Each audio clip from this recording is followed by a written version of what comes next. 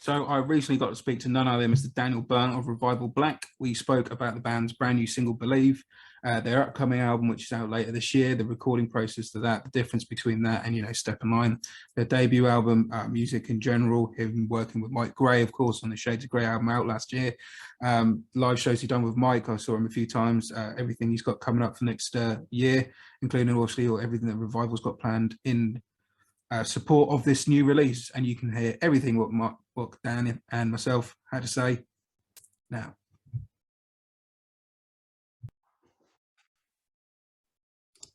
And we're joined by Mr. Daniel Byrne of Revival Black. How you doing, Danny boy?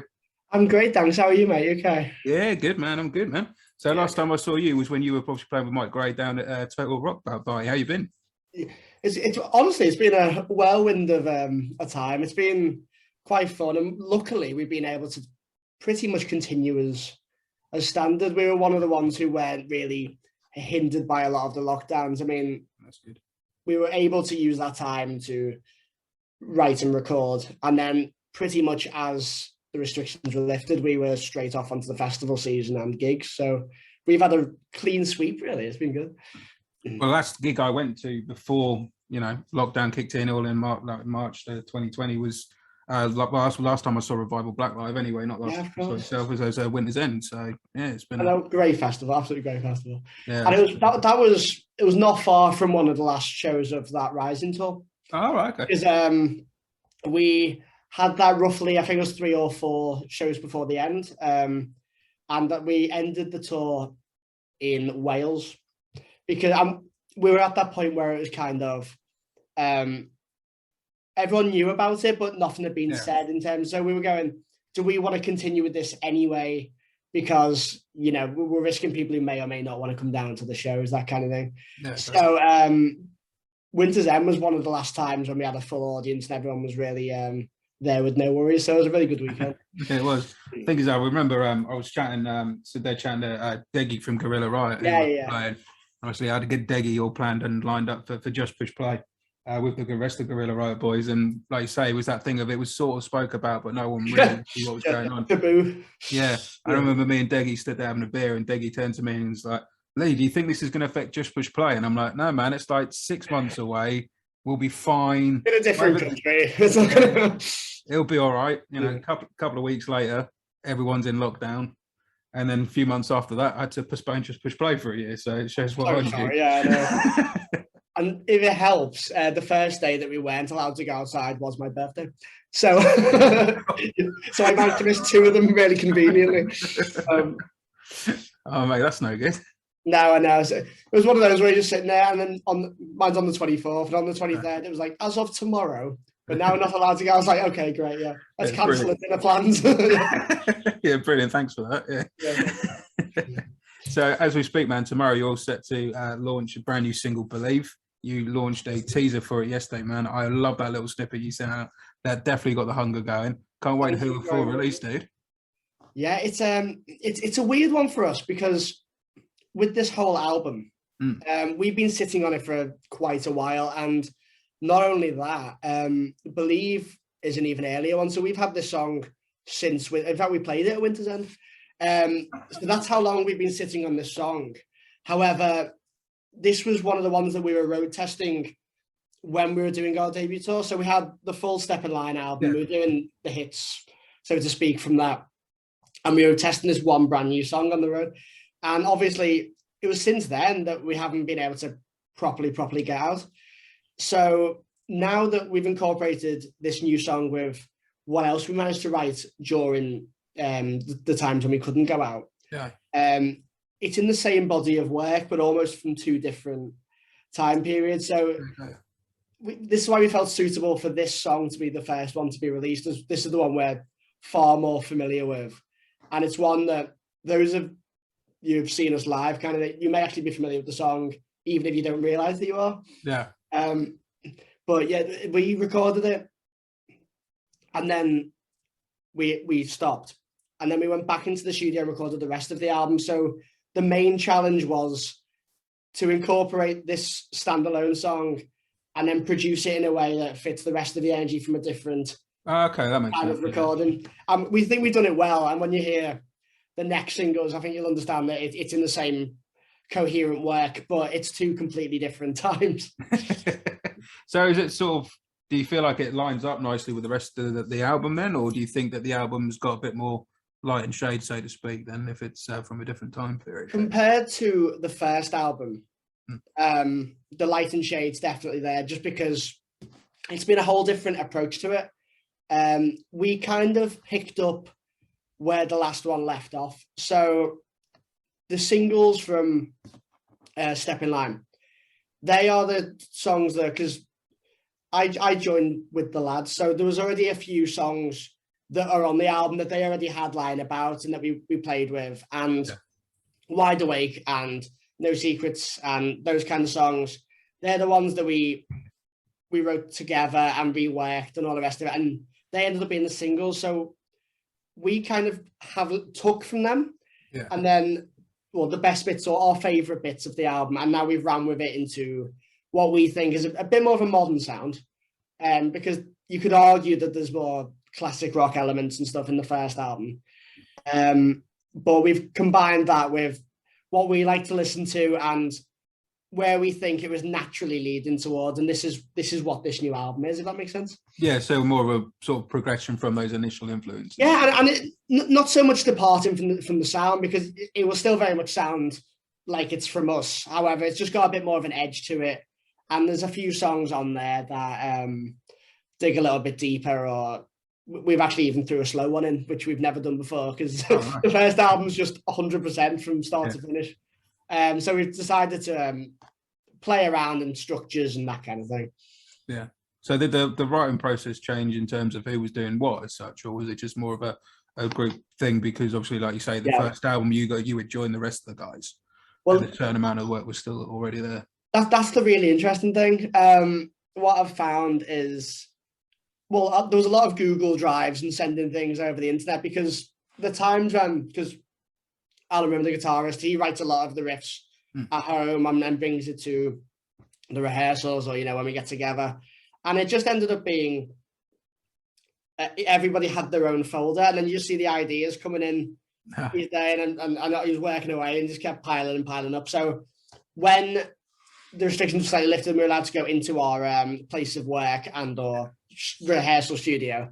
That's when we could really start expanding on the ideas, rather than just everybody has a little bit of things and try to like piece them together or that kind of. So compared to the first album, when we just jam away in a room and some of them existed, I just put lyrics over the top or whatever, this was a lot more of a lot more thinking went on.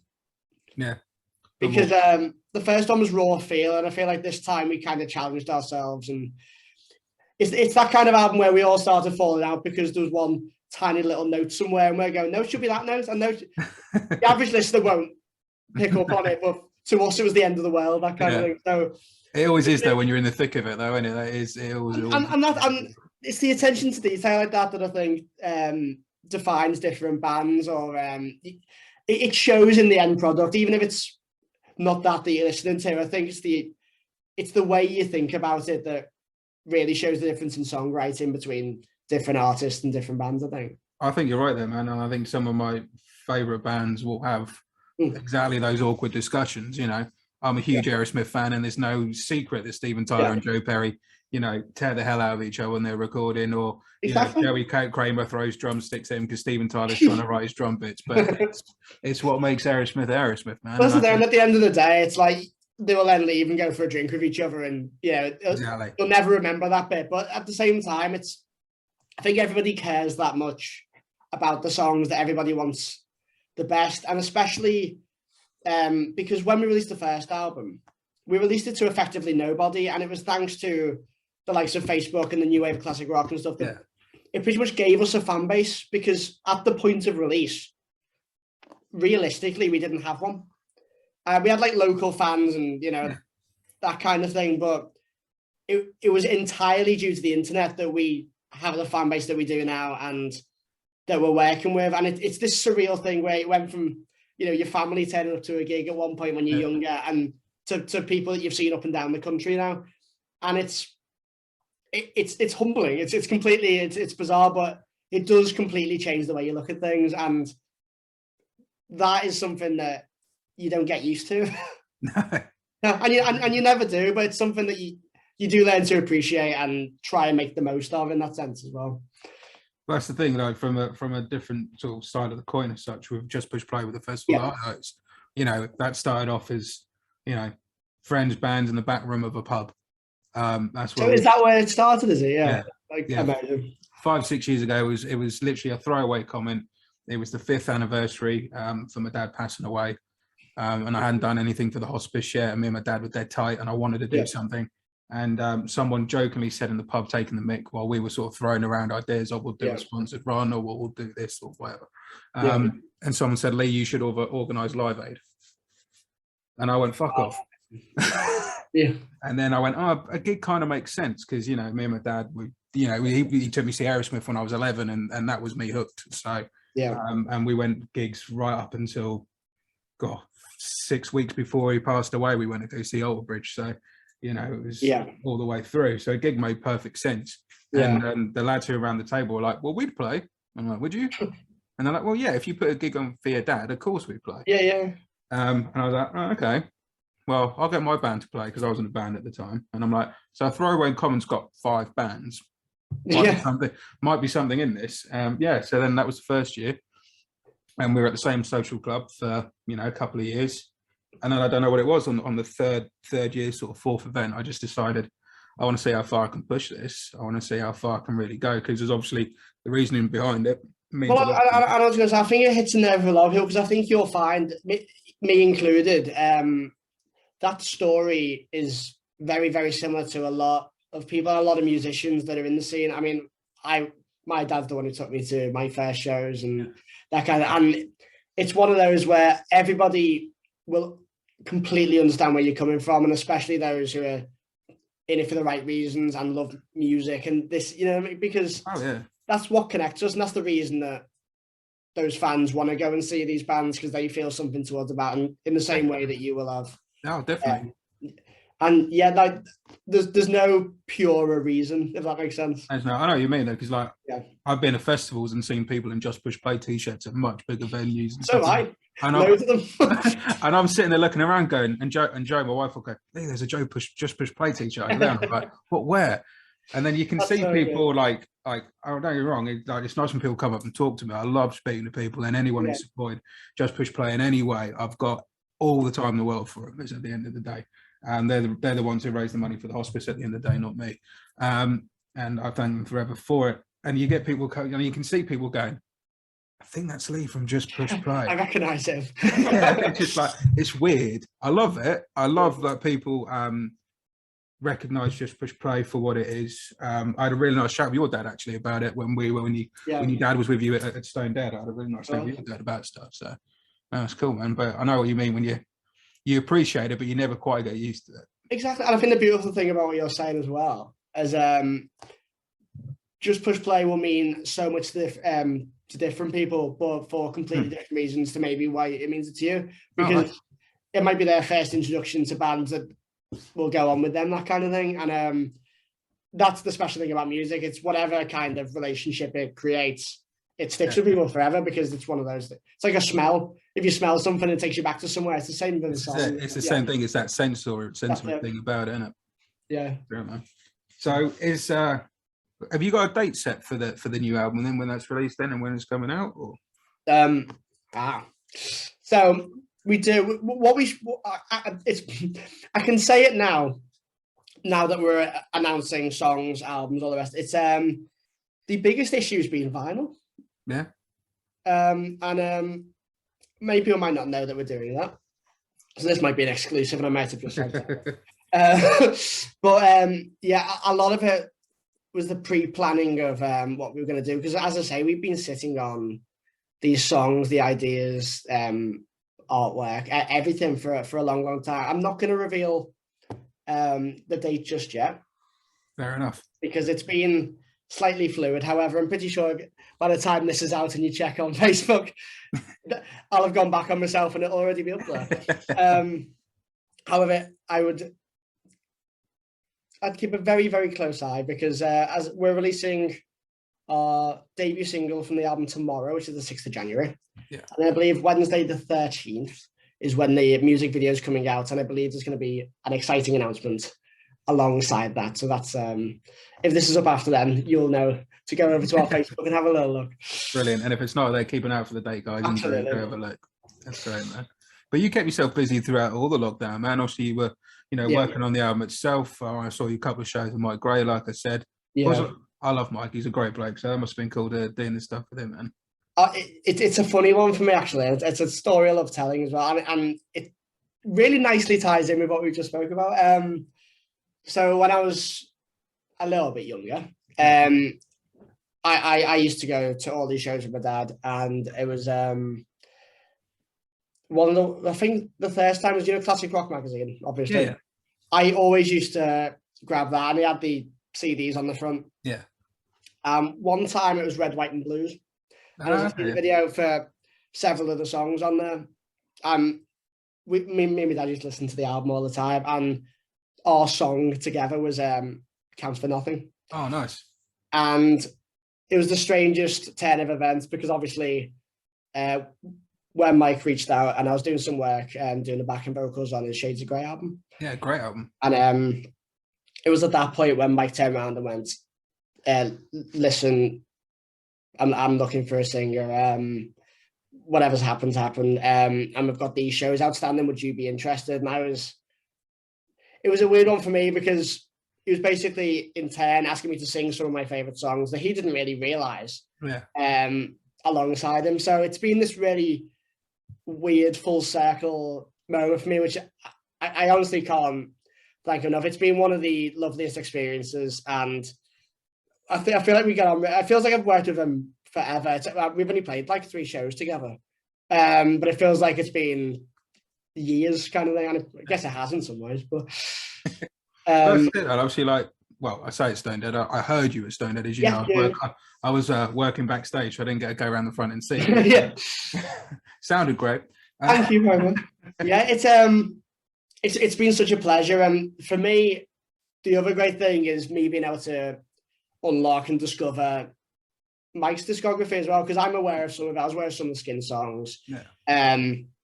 Obviously, Red, White and Blues are one of my favorites. I saw them supporting Whitesnake and Chickenfoot and all the bands that I love. And see, that's a band I'm gutted I haven't seen yet, and I hope they do another album with Chickenfoot, because I love those first 2 albums. And I never got to see them. They very rarely played the UK. I think they played 2 or 3 shows in the UK, and I went to the Manchester one. Oh. I know they played London as well. But I was really big into them. I was big into Joe Satriani at the time, and Sammy Hagar. Yeah. So I know it was so good. But it's one of those where I didn't realise that Red, White and Blues were supporting at that point either, and it was one of those where, and it's a great gig to have. Oh. Right. It's funny, but that's all because my dad grew up with these artists, and I wouldn't know Chickenfoot if it wasn't for him, because obviously it's the artists that were before my generation, understandably. Yeah. But that is 100% my music taste. So what was it that really sparked off your music taste? If we want to go back that far, was it your dad's taste? Was it something else? Yeah, it absolutely was. My first show, and this always seems to come up, was Fish from Meridian. Oh yeah. So he's been my favourite artist forever, and it was I'm pretty sure one of the first shows, if not the first, was the convention he does in Haddington in Scotland. Oh, so he does like a several day thing where he books out several venues across the place. He'll do like an acoustic show in the church, and then the day after he's playing the main hall or that kind of thing. Oh, that's cool. And as a 4 or 5 year old, that's probably completely overwhelming. There was even like a celebrity or like fans footy match, and I mistook my dad for Fish. And I was like, no, because he's like 7 foot tall, and it was really funny. But it was from then, and I feel when I was going through school, I did a lot of sport, and music took a kind of backseat. Yeah. And then when I really discovered it for myself, and then because I always used to go to the shows after school. There was one night where it was 7 nights in a row, I went to a show after school, so I was absolutely just exhausted by the end of it, but I loved it. Yeah. And I feel once I connected that with, my mum bought me a guitar and it was sitting there for years. Yeah. And then one day I just decided to pick it up, and I think when I stuck with it, they were like, okay, let's get him lessons kind of thing. Yeah. That continued. And then the reason I sing now is we were looking for a singer. And as many singers start off, I think they went, all right, well, I'll just sing until we find one. It's amazing the amount of sort of music biographies, interviews I've seen where all the singers have said that sort of that story. It's hilarious. And you just get, but that's the thing. I think I was in Scotland. I remember sitting there, I was in mine and my friend's like literal shed, not even like a garage. Like, I mean, there was like a toy slide falling on me. And we were going like, we're singing like Wonderwall and, you know, that kind of thing. And it was, and we're sitting there going like, well, I can't find a singer. So when we do, you know, they can jump in and stuff. And literally like 11 years later, here I am still singing, minus the guitar at this point. But it's and you're not singing in the shed anymore, so that's all right. Yeah, exactly. Yeah. You've upgraded from the shed. Yeah, well, luckily, yeah, to beautiful festivals and the shows and all sorts. You did some great covers as well during lockdown, man, when you released those. And Thank you very much. Man, when you did Blackbird, I was blown away. Thank you. I believe that's the first one as well. That was testing the water, really. That's always been a favourite song of mine, and my dad's. It was actually my dad's sort of song, you know. The album came out around the time my nana died, so it meant a lot to him. And then obviously since he passed away, it's meant a lot to me. So when you did that, man, what a rendition, man! Because that's not an easy song to sing by any means, and I know you've got a good voice, man. I'm fully aware of that. You soon find out how difficult it is. That's what gives me a lot of respect for some singers, because even when I was doing these covers, because I just felt like being an idiot and going, how far can I really push myself to the point where I was just doing the stupidest things possible. But it was to keep yourself challenged, because when you're locked down, you can't go out, because I could quite easily possibly spend a lot of time indoors doing nothing. Yeah. The second you're told you can't go out, all you want to do is go outside. Yeah. So to keep yourself kind of busy and to keep you mentally stimulated, I guess, I was going, well, I need to do something. And obviously Blackbird was the first one because one of my favorite bands ever is Volta Bridge as well. Oh, yeah. So that's the thing. Miles is a huge inspiration for me. That's one of the best singers ever. Easily. Yeah. And that was my introduction to it. And then once it got like more of a reaction than I was expecting, I used to upload videos a lot and you get a decent response. But I think after, you know, the initial tour and as I mentioned before, when you start getting a fan base, that's... Yeah, of course. Yeah, that sort of name about you, your name was getting... Yeah, and I kind of realised, because obviously everyone reacts to these songs as opposed to my own, so we all know the songs. And then to take it one step further and go, okay, well, let's make this into like a series or into like a sessions thing. And that's what... And then it almost gave a new meaning to... Even if it wasn't my own songs, you know, just to put something out there and to keep going, because I think to have something to work towards or look forward to, especially when you haven't got anything going on, is it's important, because you'll just start to lose the plot. Yeah, it's important to have that focus no matter what it is, isn't it? Yeah, exactly. And also, again, it's a good excuse for me to go back and see what I used to listen to and really explore, because they get to a point where when you're surrounded by rock music all the time, you kind of take yourself away from that in your downtime. Yeah. So I started listening to like folk music at home and that kind of thing. But when you're not on stage every night and giving it loads, you go, oh, well, I miss the attitude, the energy and that kind of thing. And that almost made me fall in love with all the classics again. So it was really good fun. It really was. Yeah, I bet, man. So was Alter Bridge the first one for want of a better term, your generation of bands that you fell in love with? Or?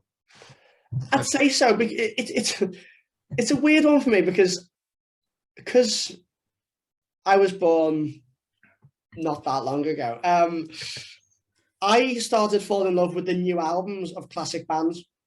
Yeah. So when Whitesnake released Good to Be Bad and Forevermore. It's a great album. Exactly.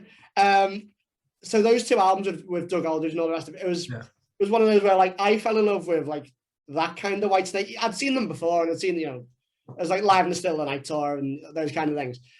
And when they released them, it was like it's hard rock. It's no longer like as classic as it used to be. Still David Coverdale, but and there was a theme where like Chicken Foot, where it's all these classic artists who are playing modern rock music. I go, this is really cool. And then the reason I found Blackstone Cherry were another huge one for me.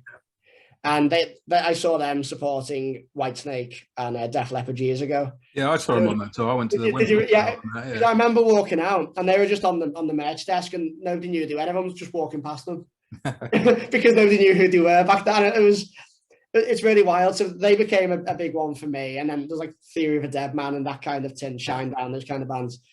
And then when I discovered Alter Bridge, I saw them with Theory of a Dead Man and somebody else who was on the Alter Bridge 3 tour, I think it was. Oh, yeah. And I'm ashamed to admit that I went for the support rather than Alter Bridge at that time, because I wasn't too familiar, but my friend was like, you'll really like them, I promise, kind of. Yeah.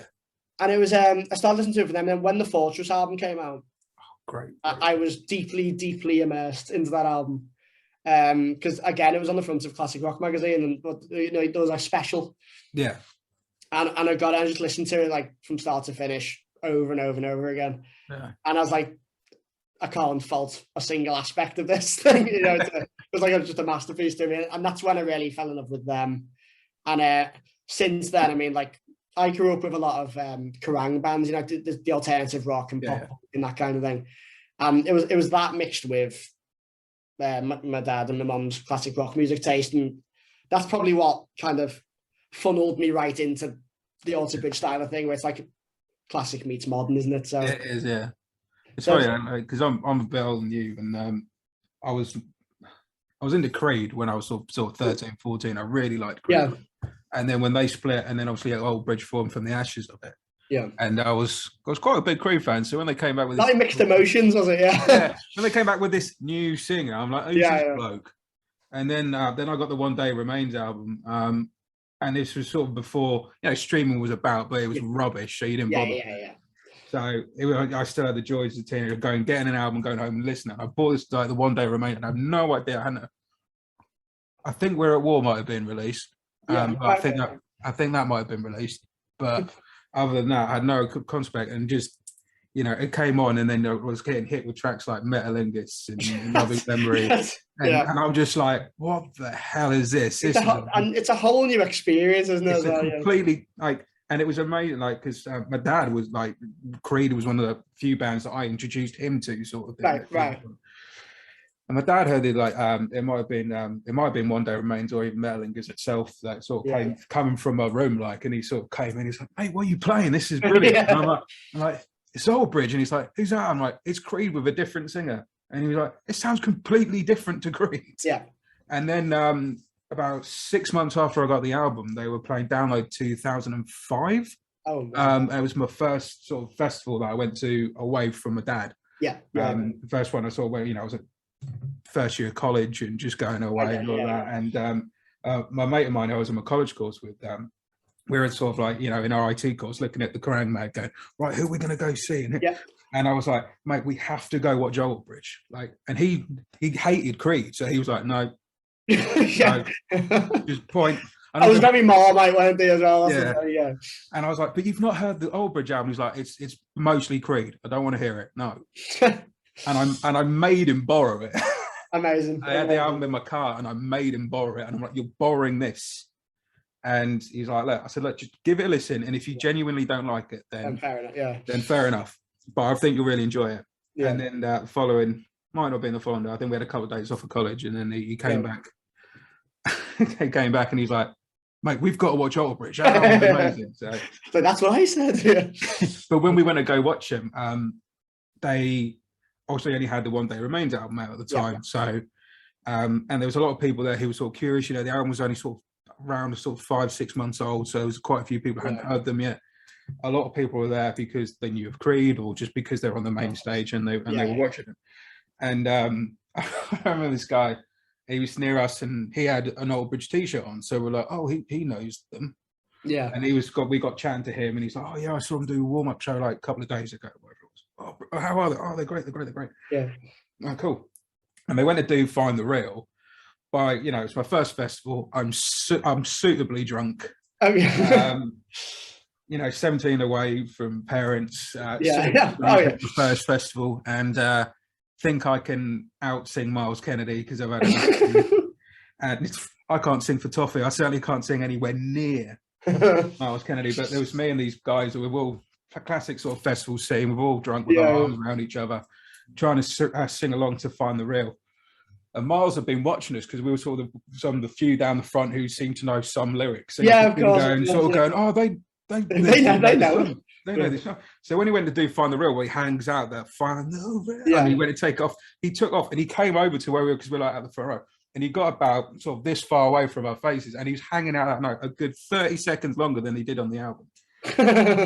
And we couldn't even match the album version. So that's amazing. That's so cool. It was such a nice guy. And then we saw him just walking around afterwards. We didn't like get to chat to him because there was a few people sort of hanging around. People that like, it was all that thing. We're like, hang on, that's that guy. And then, ironically, a couple of years later, when they did the Blackbird tour, it wasn't the Blackbird tour, it was a tour between Blackbird and the third album, Old Bridge 3, coming out. They were playing at my university, and so my dad came up for that. It was the night before my 21st birthday, so we had a real. And I was walking in between lectures. Obviously, the gig wasn't until the night time, sort of thing, and I was sort of walking between lectures, and I went to the sort of cafe on campus. And I got my Old Bridge t-shirt on because I'm going to go see him that night. And I walked into the cafe on campus, and I just had this, "Hey, you like your t-shirt, man?" And I turned around, and it was Scott Phipps and Miles Kennedy just sat there. So cool. And I thought I've got to be cool here, but I just kind of went, "Thanks," and just walked off. No. I got a coffee, and I came back, and I was sort of looking for somewhere to sit, and they were like, "Sit down." So I sat with them between lectures and spoke for, I don't know, not long, 20 minutes maybe, if that. Oh, I love that. And it was hilarious because the main thing, the first thing they asked me was, "Oh, well, what are you doing? What do you study at university?" And as soon as I said computer science, Scott Phipps was away. He's like a big geek. So he's there going, "Oh, what do you do in programming?" And it ended up being me and Scott Phipps talking about programming and coding. Oh, great, It's kind of like weird, not like the real rock and roll. Rock and roll conversation you think you're going to have, but real nice guys though. I love that so much. It was great though. It's those memories that stick with you forever, on it. Because oh god, yeah. It did make me laugh though, because you used to get a lot of people who were playing at the university. They would even come down to the bar, like while they were waiting to go or whatever. I mean, we went in there once, and Lemmy was stood at the bar. That was weird. You go and you go. Wasn't even playing. No, I don't know. Well, no, then Lemmy probably wasn't. No, but then it used to make me laugh because you'd get like bona fide, what I would class as proper musicians coming, the likes of Old Bridge and Lemmy and Stranglers going in, and Gary Moore came down the bar and people like that, and you just go, what? And then it was always the people that, for want of a better term, and I don't know, slag off music, but X Factor, okay, going and coming in with the ego. I remember one guy coming in with like Lemmy walked in on his own. Lemmy was just stood at the bar having a Jack and Coke, playing on a fruit machine. I saw the chatting to people who wanted to talk to him, and if you didn't want to talk to him, he wasn't bothered. But then you saw this big entourage, and you go, "Who the fuck's coming in?" And it was someone who lost X Factor about 3 years previously. And you're like, you can't come in with an attitude like that. It's a testament to the rock community, that one, because I'd say 90% of people, they're the loveliest people you'll ever meet. And you will see the same people wherever you are in the country, wherever, if you're playing down south or Scotland or whatever it is. And everybody's a friend. Yeah. And regardless of if they're a fan of your band or you know them from a show or something, it's such a testament to how lovely everyone in the rock, metal, whatever scene is. And that's always meant a lot to me, actually, because it's all the people who like that in school, that kind of thing, or, grew up. And there's a unity, isn't there, where it's... definitely is. It's something that you don't really get elsewhere. And that's why when you go to places like Download or somewhere, there's like that many rock and metal fans, it's this weird, almost like existential feeling. And there's nothing quite like that, and I absolutely love it. It's great. It is, man. Like you say, I can go to gigs anywhere in the country, and I mean, just before the pandemic hit again, I went up to, up to Manchester from sort of my way in Bury St Edmunds to go see Gorilla Riot do their open album launch show for Peach when they released that. I was stood at the bar getting a drink in, and I heard this, "Oh, all right, Lee." And I turned around. It was Stevie from Bad Touch, who lives like half an hour up the road from me. He's going, "I didn't know you were bloody coming. I could have given you a lift." Yeah. And that's the thing, isn't it? Yeah, both of us have driven, 5 hours respectively in our own cars and not told each other that we were going. But that's great. That's so, what are the plans for you guys for Rainbow 2020? Obviously, you got the tour coming up, haven't you? Sorry. So, as of next week, we're on a few dates with Collateral. Yeah. Obviously, due to the nature of Scotland's restrictions, and the Edinburgh shows had to be postponed, which is a shame. Which now means that the tour's going to start in Newcastle. So we're in Trillions, we're doing Milton Keynes, and then we're down in Gravesend at Leo's Red Lion, which is one of our favourites. Leo's Red Lion's a good show.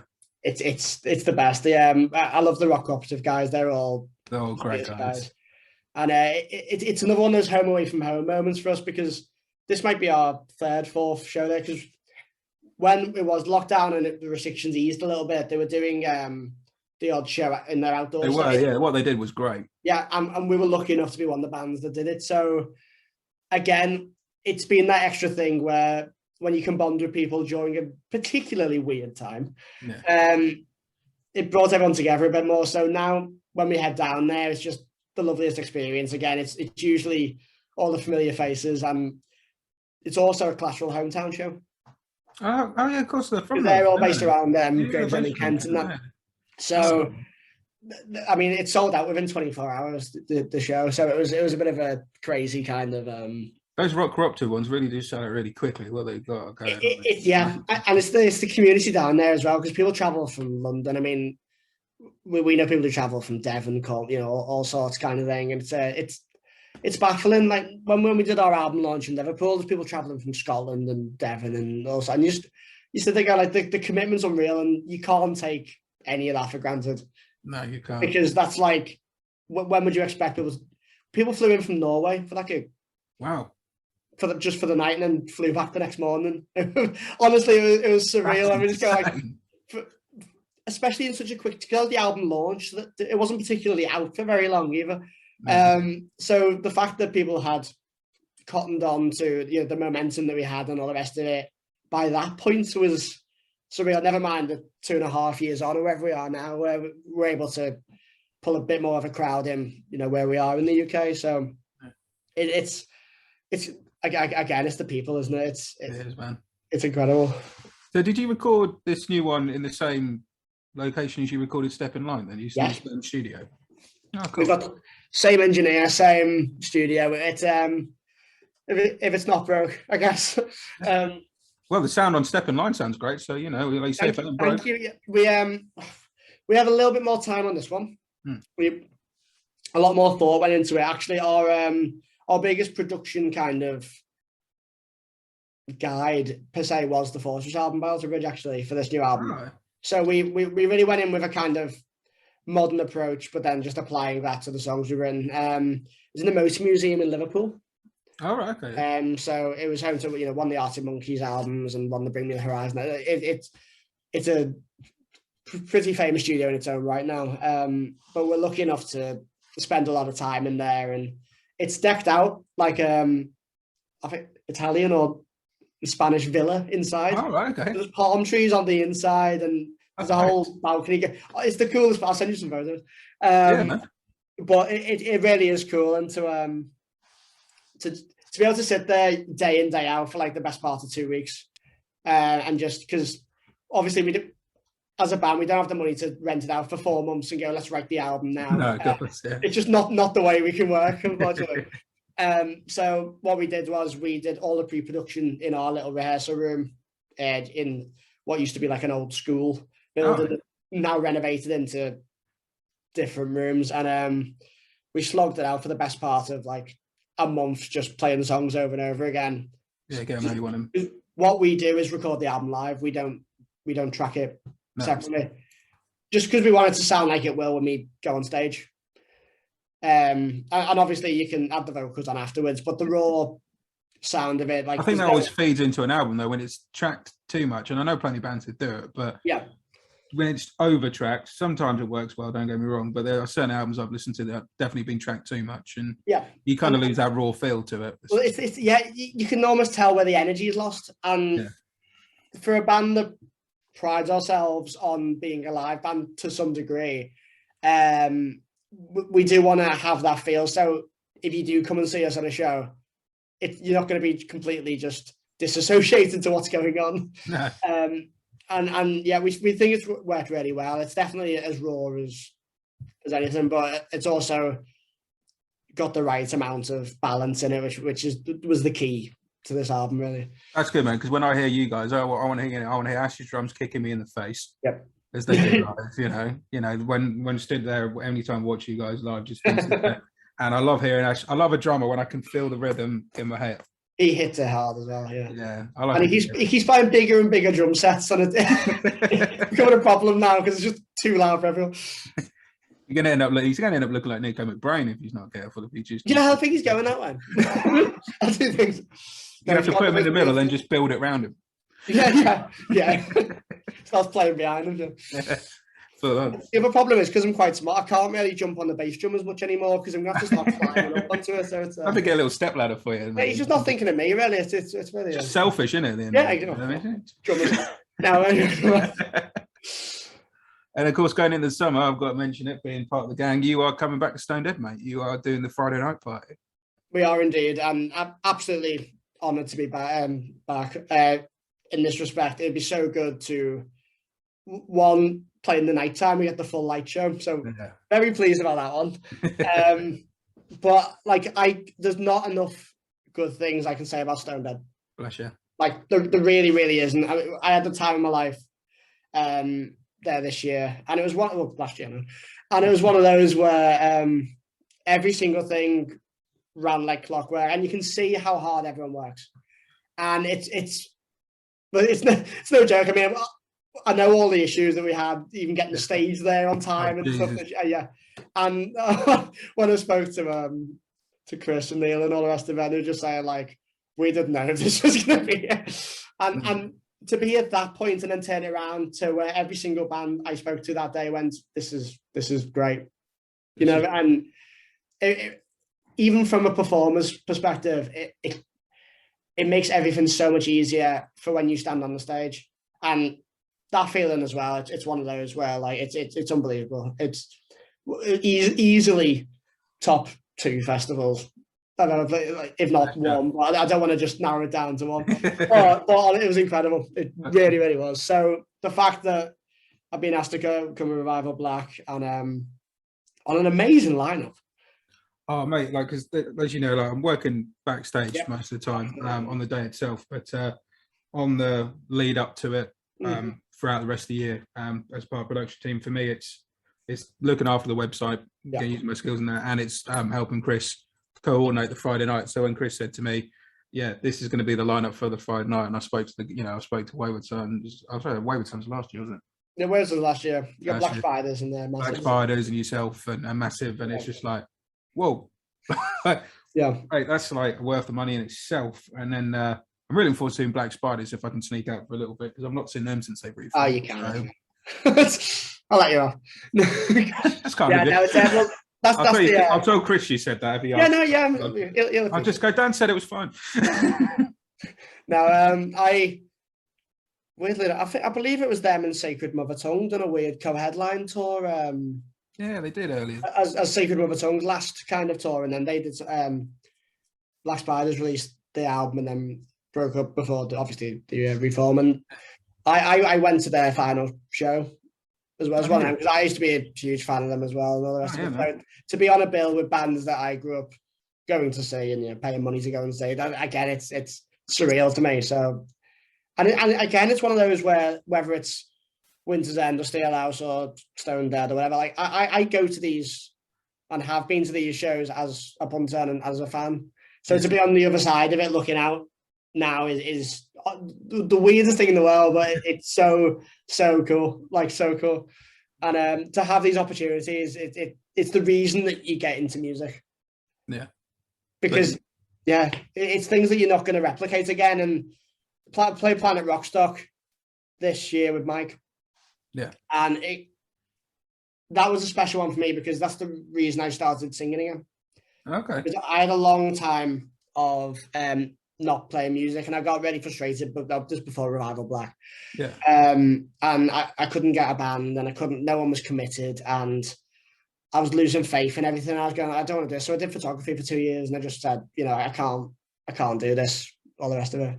And on my birthday, before that, I went to Planet Rock. I still went to the festivals every year. Yeah. And Darren Reddick from Planet Rock, he does his DIY band thing. Yeah. And they do like three famous songs, and it was quite funny because one of the songs was I Believe in a Thing Called Love by The Darkness. And he said, and who wants to sing this song? And like nobody raised their hand at all. No one wanted that guy for those. No, and I went, I'll do it, kind of thing. Yeah. Ended up playing it with them, and then it went down really well, and it was a storm, and after the show, everyone came over and went, you should be in a band. I was like, I've tried, and nobody, all the rest of it doesn't work. Yeah. But that gave me like a kind of spark again. That's cool. And this was the point when I was really disillusioned with everything. And the lads in Revival Black, they rang me up on my birthday and said, listen, we're going to do this thing. We have the songs. Do you want to be involved?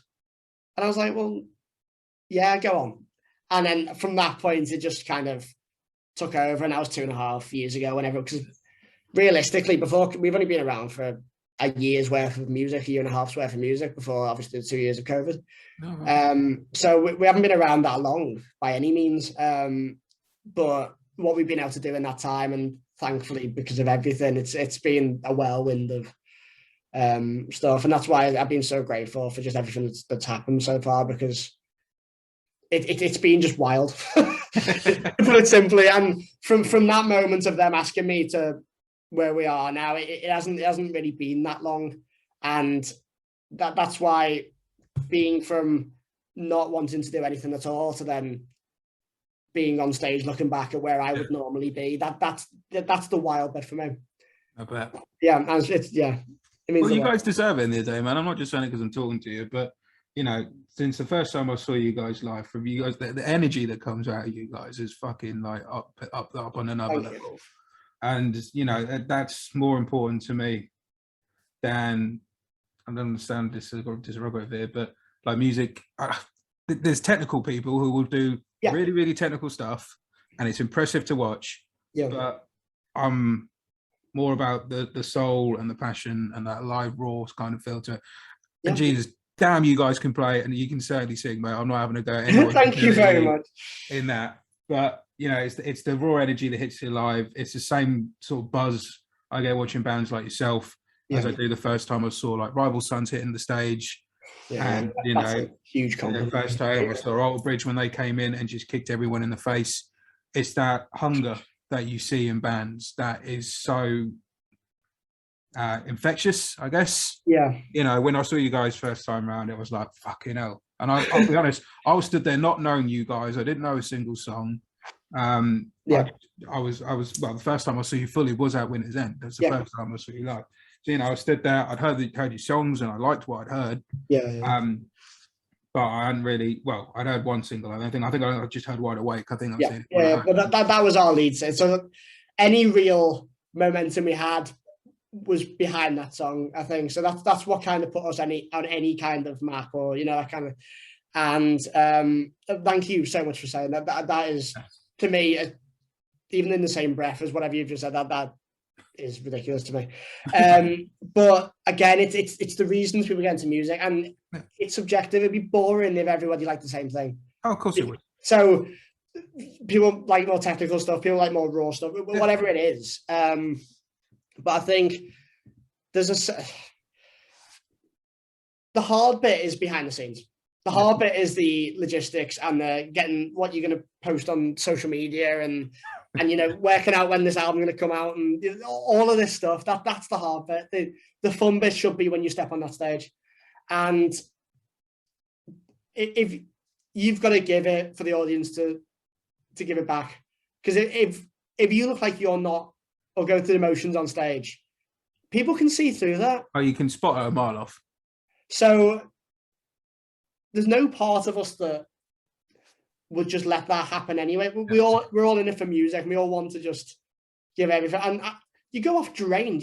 When you play half an hour set, and you go off just wanting to sleep immediately, kind of thing. But it's one of those where like that energy exchange of the singing or the get everybody involved and that kind of they're the moments. I used to go and see bands like Heaven's Basement all the time. They're one of my favorite bands. And I auditioned for them once. Well, little known fact, I was invited in after Aaron. Really? Yeah, and I spent some time this year with them, and obviously they went on to the Cruel Knives, and Rivers went to do his art and painting and stuff, and it's pretty amazing. But that was one of the first experiences I had in the rock world as well. Yeah, when the original bass player left, 2008, I think it was. I auditioned for that, and I was an idiot and didn't look at my emails, and I got through the first bit, which was just like send us a demo. So I sent some, music I had recorded my own band at the time, and I was like, this is cool. Can you just send us the isolated bass track? So I sent that, and then it was, well, can you send us bass tracks of you playing X, Y, and Z? So I did that. And then I had an email, and I was sat in a lecture, and I had an email basically saying, can you get to an audition at, I don't know, whatever it was, 2 o'clock or something. I was sat in a lecture at 1, and I looked at my emails all day. And obviously it was up, I think it was up Birmingham way somewhere. And I was in Norwich, so there was no hell. I was sat in this lecture going, oh shit, there's no way. So I emailed them back and said, look, I'm really sorry, I've only just opened this. There's no way I can get up there. But that's such a shame. Things will work out. But no, great band. I love hearing what they're doing now with Cruel Knives. It's great. Yeah, exactly. And that was one of the things, because I used to go and see them, and then you'd leave the gig going like, that's what I want to do. Like that because it's the energy again, and it's those kind of bands that make you go like, this is great. This is like what I want to do. And if I can take anything that I experienced as an audience member there into what somebody else is experiencing watching us, then that's job done. Yeah.